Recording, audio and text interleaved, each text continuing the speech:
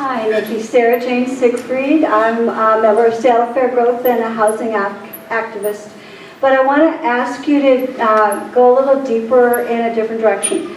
So any realtor could tell you that the quality of the school system is part of livability, right? Always touting it. And our school system is in deep doo-doo. It's in crisis.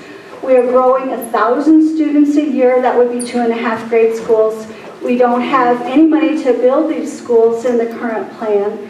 And we're actually 600 classrooms short if you count class size, which is mandated by law, and the portables, which are moldy and don't have any plumbing.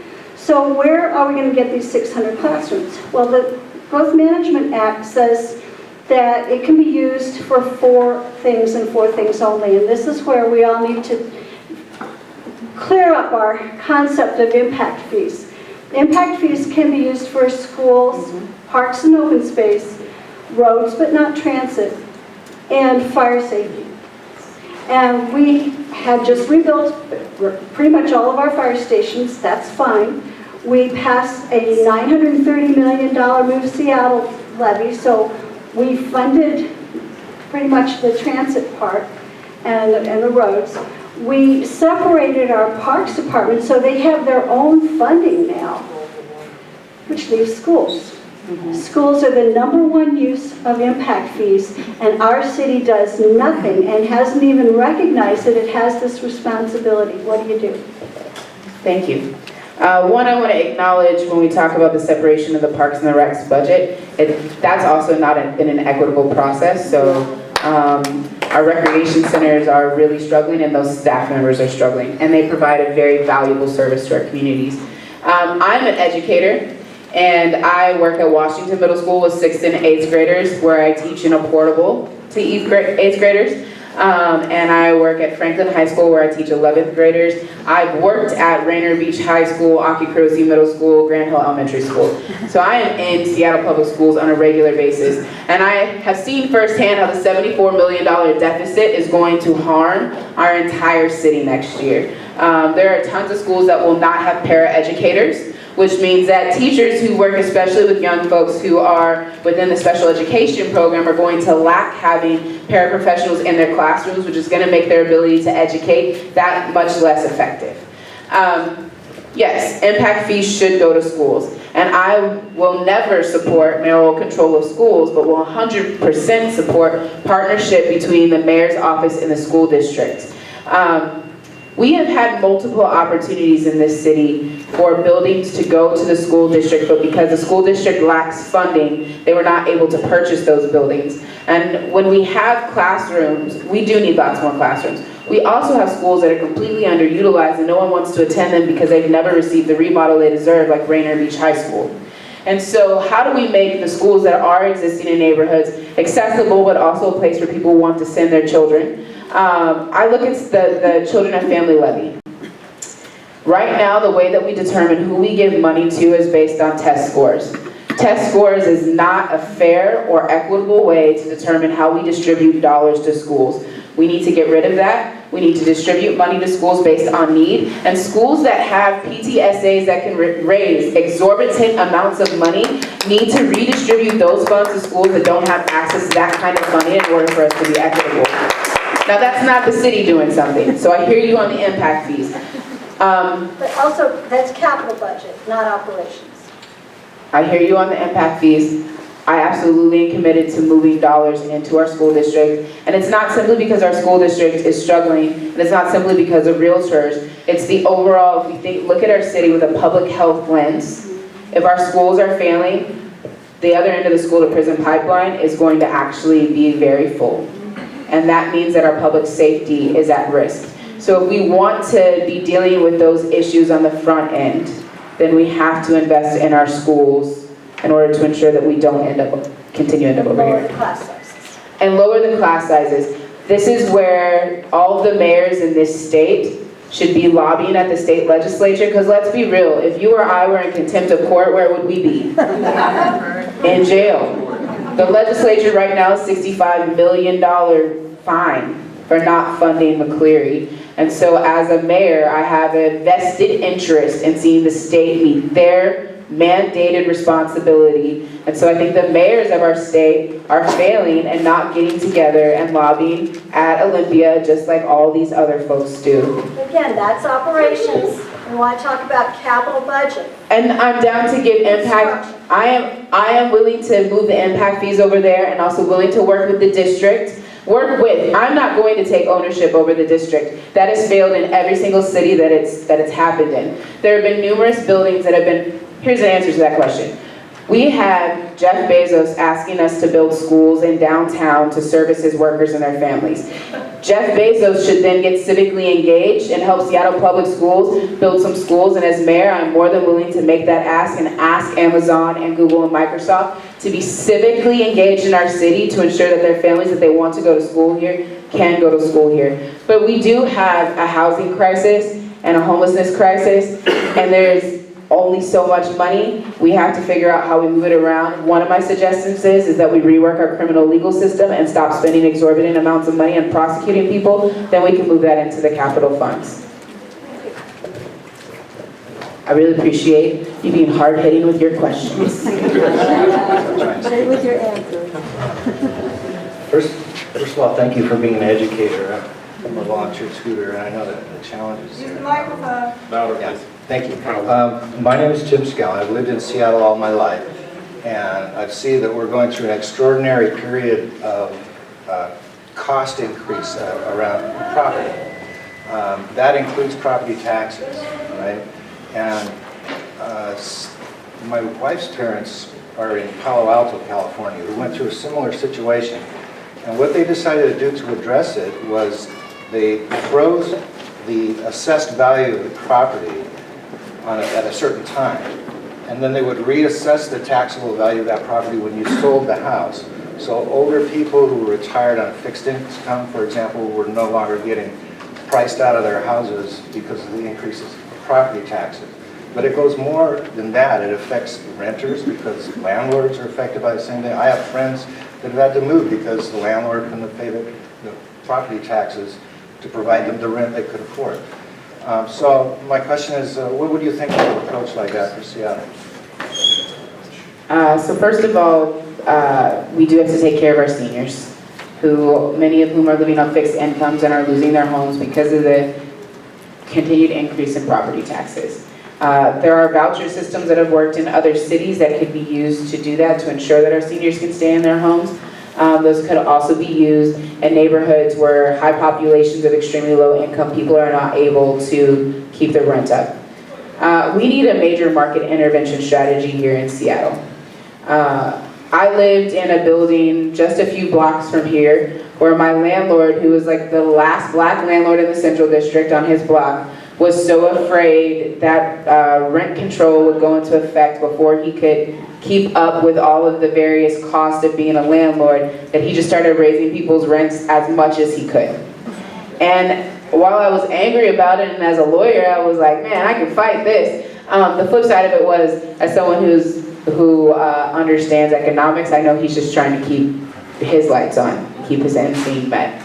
I think we need to pursue rent stabilization. We need to pursue it in a way that takes into account small landlords and actually puts more of the brunt of the burden upon large management companies who are buying up buildings in our city and then they buy the building and they push people out with high rents because they don't want to keep the low rent folks there anymore.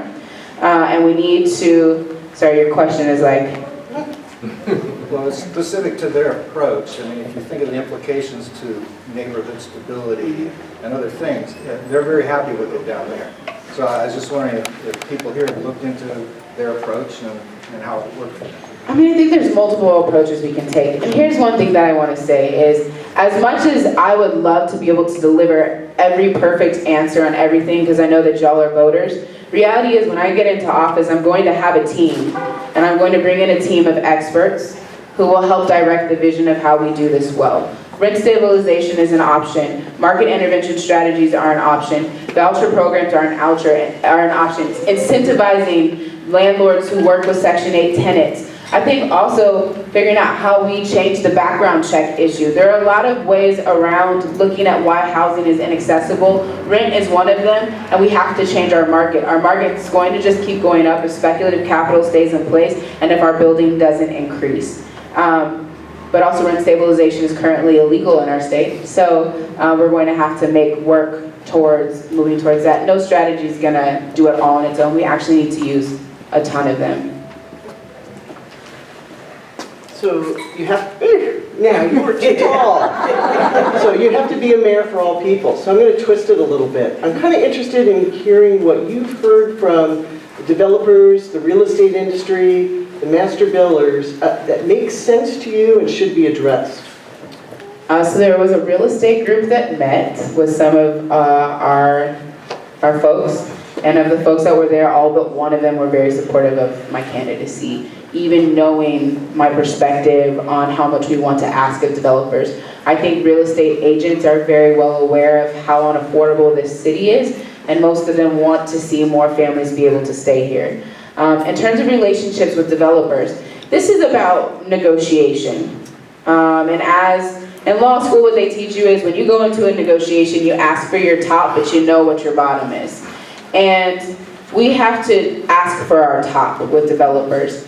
The few developers that I have talked with, like we are currently in negotiation with Vulcan. I want to say there's an artist community that is actively organizing to force Vulcan to have to give parts of this property to members of the Central District. That's actually not my question. My question is, just like we have special interests, right, and we want to advocate for you to achieve those special interests, what makes sense to you that you're hearing from developers on the broad city level? That they want to work with us. I mean, that's what I'm trying to explain to you in terms of my actual body of work, what my communication is currently with real estate and developers. Reality is, I'm not Jenny Durkin. None of those developers are interested in funding my campaign, and to be frank, none of them are interested in sitting down at the table with me yet. I really, this is a naive question then.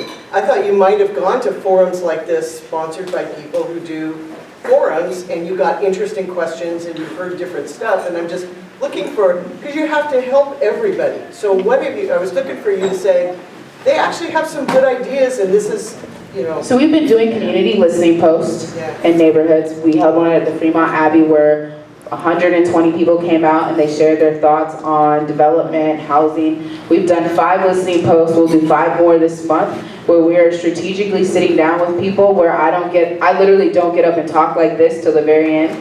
And the entire 2 hours is committed to hearing from folks. If you want, I'd be happy to share with you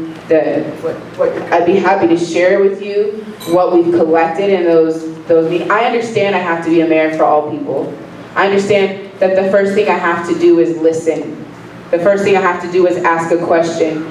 And sometimes these settings are actually work against that. Because what they encourage is for us as candidates to come and have every answer ready to go. And I don't get the opportunity to hear what you all want to see or need to see as the experts of your community. I firmly believe that we have to work with everyone. I also firmly believe that we're in such a dire position that if our mayor is not willing to make hard asks of developers and corporations that they may not like, we're not going to turn this city around. Okay, thank you.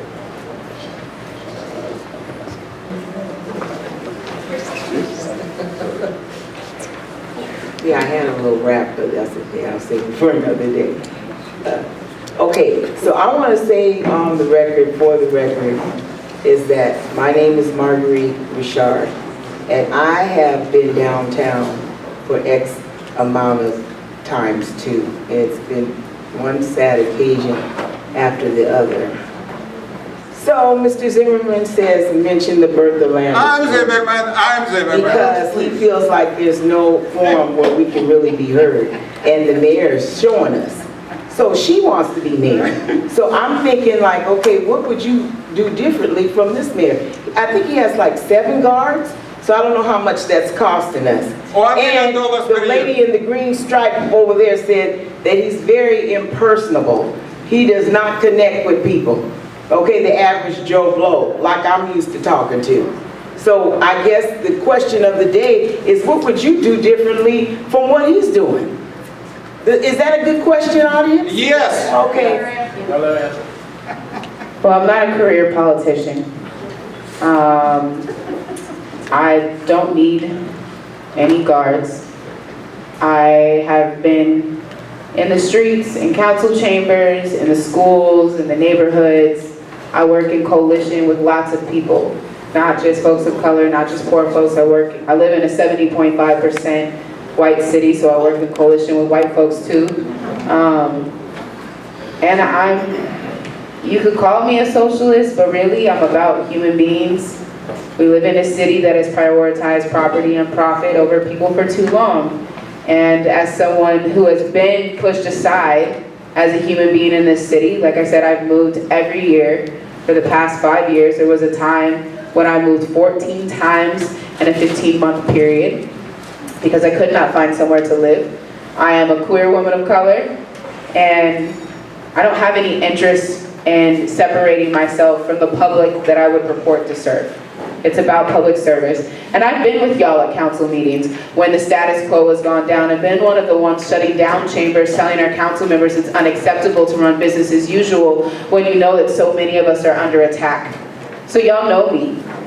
And I'm not interested in becoming someone that people don't know. I'm interested in being open and accessible and accountable, even if that comes at a detriment to my own safety, because that's what our city needs. It's people willing to put themselves in the hard place and put themselves on the line in order to see transformation truly happen.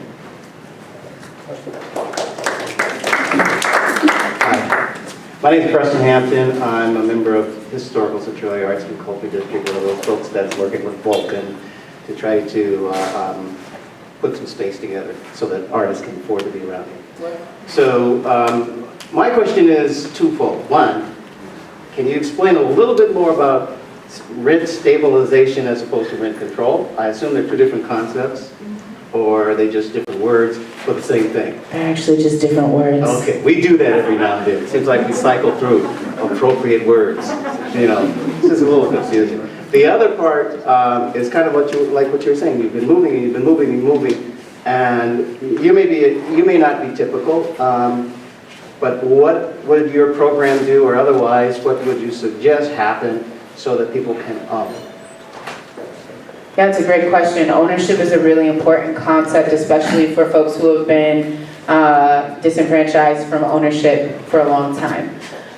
The concept of starting a public bank or municipal bank is actually very exciting to me because it gives us an opportunity to use the city as a place where we can provide small economic loans to folks who have not had access to those, to build their own local businesses, but also provide us with some financial resources to help people own homes, which is complicated in a city that's becoming more and more dense. But that doesn't mean ownership has to be outside of our dialogue. One of my biggest fears as a renter is I'm going to get to 60 and I have absolutely nothing to my name. And then I have nothing to live in and nowhere to live. And maybe I won't have children and I'll have no one to take care of me. That is a very real fear for a lot of women in my generation. And so it's important that we begin to build ways that people can have access to wealth, whether that's owning your apartment or owning your condo or actually owning a home or a piece of land. There are lots of models for programs where we can do that. I think it has to be focused on those folks who are least likely to get access to that. And that's going to require us as a city to be willing to have an equity lens that looks at who's been disenfranchised the most. So I know that's not a perfect answer, but what I will say is I'm willing to do the work like what you're doing and what other artists in the city are doing and push with a diversity of tactics on the developers to negotiate property ownership in our city. What's been happening in the Central District is so incredibly disturbing because we've seen many local Black businesses not only lose their space, but then ultimately lose their business. What does that do to the wealth of the Black community that's already been historically disenfranchised for over 100 years? And we have to take that into consideration when we think about development, who gets to stay in what place and own what in those spaces. So I've been working with some artists, similar to doing what you're doing around how do we hold Vulcan accountable. I think I'm on a little more of the agitation side of that right now, but I think we need the diversity of tactics to make that happen in our city. Hi, I live out near Green Lake, but my question has to do with specific strategies you would do on a priority basis to keep the existing affordable housing stock that we now have, whether it's the small 6 and 8 unit brick apartment buildings or anything else you might be familiar with. What are your specific strategies that you would tackle as a first priority? One, I think, is to help small landlords keep hold of their property and not sell it off to large groups that can afford to buy it. And that's figuring out what are the reasons why smaller landlords are selling off those buildings and those units. And that requires a conversation. Unfortunately, sometimes those conversations are too contentious to actually move to solution building. So I don't want to pretend like I have all of the answers as to how we keep a hold of those properties, because I actually don't know all the reasons why people get rid of their properties. And I think that's a really important question to ask first. That would be one of my first strategies, is to find out the reasons why. There's a group of renters that are currently organizing an initiative that would force landlords to have to give details of why they raised rents on their property that might give us insight into what some of those problems are there, so we can keep that ownership going. But again, I think it goes back to all the other strategies that I've given around how do we work with developers in the private market, but then how do we also leverage our public market to build those, to use voucher systems, to stop raising taxes. I think in terms of property taxes, it's a easy answer, it's a hard task to accomplish, right? But it's an important one, because it's part of the reason why people are losing their properties in the first place. Time's up. Thank you. Actually, I'm going to double dip here on the questions. Oh, okay. It's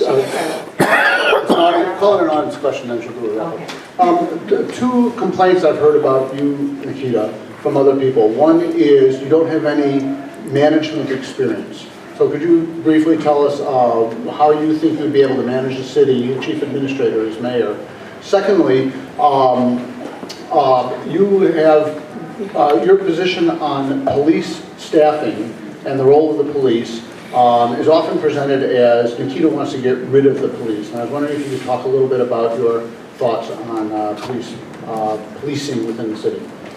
So I don't have what people would consider political management experience, but I have substantial management experience. I've worked for a number of nonprofits, one of which I managed our entire staff and also raised $500,000 for that nonprofit. I have managed schools as a school administrator. That was my role within that school. I have worked with numerous coalitions. Coalition building is not easy work. Trying to get people who have a similar interest but all might have a different way of doing it requires figuring out how we all move towards that goal. So I've managed numerous coalitions in the city that have sustained 4 or 5 year long campaigns to change particular aspects of our city. That is hard work to do, and it may not look like what we traditionally think of with a politician, but I do think it brings to the table a consensus-driven model and a people-focused model that our city wants to transition to. I also have tons of credentials and merits around having a law degree that I completed concurrently while getting a master's of education and still working in our community. So I have no doubt in my mind that I can learn to do the job. But I also know that these are questions that get asked of me that are rarely asked of any other candidate. When Mike McGinn got into office, his biggest claim to fame was being an activist with the Sierra Club. And so I think there is a level at which, simply because of who I am and my appearance, that people ask those questions without taking into account the implicit bias that comes with that. So I just want to put that out there. Your second question, when it comes to my framework as an abolitionist. I vision a world that is so incredibly healthy that at some point we do not have to imprison folks and we do not have to over-police communities. That is my vision. That is what I hope that we get to. Are we there yet? No. So also as an abolitionist, I 100% believe in accountability. Accountability is a really important aspect of keeping a community healthy. And currently the accountability structure we've built uses the criminal legal system and uses police. Now, if anyone says there are not problems with the police in this city, they are denying facts.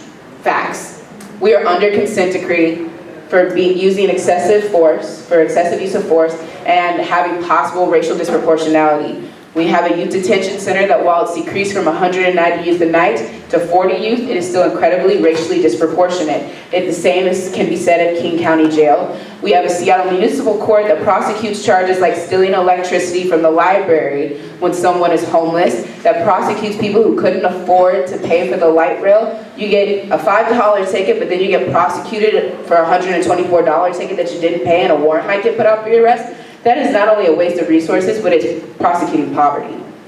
And so my interest is in seeing our police department truly achieve community policing. The only way that's going to help or happen is if the community most impacted by excessive use of force and racial disproportionality gets a true voice and what the policies and procedures are that our police force uses, and if the Community Policing Commission not only gets the opportunity to say what changes should happen, but actually has enforcement powers. We also have to work with the unions, who I met with this week, to talk about the sacredness of the collective bargaining table while simultaneously honoring the voice of community. I'm not gonna pop into office and suddenly say, all right, officers, you're fired. That's not gonna work. That's not how we get to healthy. In fact, that's how we get to the most unhealthy we could be. My interest is in transformation. So how do we move our police department to actually aligning with the standards that the DOJ gave us, and then more importantly, aligning with the ask and the needs of the most impacted in our communities?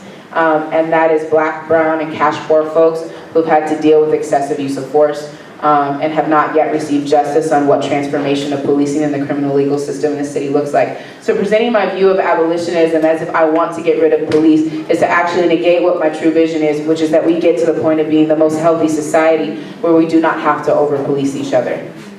2-minute closing statement. I'll take it. 2-minute closing statement. First of all, thank you so much for your incredibly hard questions. I'm sweating.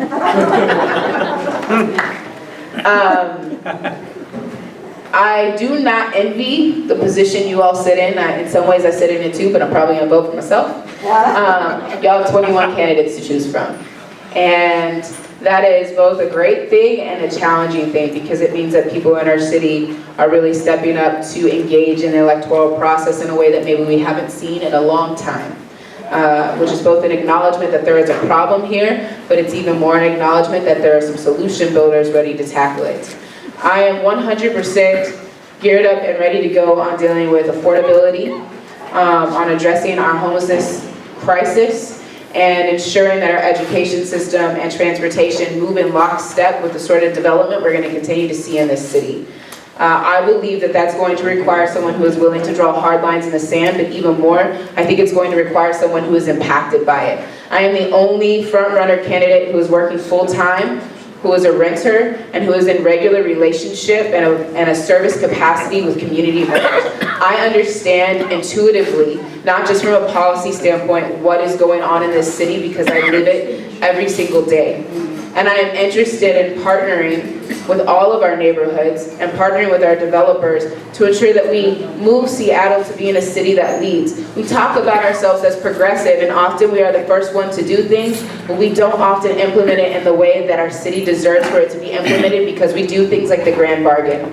I'm a principled person, and anyone who's ever organized with me will tell you that integrity and holding to what I say is of the utmost importance to me, because you get nothing in life but your name.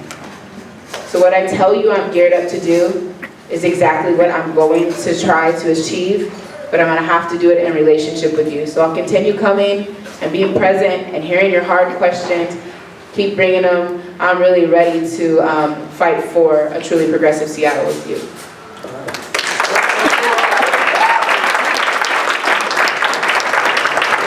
All right, everybody, thank you so much. It's a very long day. We are going to do this again on July 8th in the Seattle Neighborhood Coalition's normal meeting place, which is the Essential Area Senior Center. It's up on 30th Avenue South, just a block south of Jackson Street here, so not too far away. We're going to start that meeting at 8:30 a.m.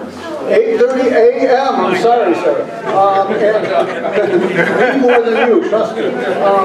With the first candidate on at 9 a.m. 9 a.m., 10 a.m., 11 a.m. We're going to see 3 candidates on that day. It's going to be Kerry Moon, Mike McGinn, and Bob Hasagawa. So I hope you'll join us for another set of detailed evaluations of our candidates. Thank you again for coming. And one more thing. Oh, wait a second. Oh, yes, I have one more thing. Yeah. Christine, who made all that delicious food back there, sadly has leftovers. And she is offering it to anybody who wants to come up, grab a bag full of that delicious food. Please, because I don't want to take it home. Please, please, please help her out. It's yummy and it's healthy. Does anyone have an unhealthy meal here? No.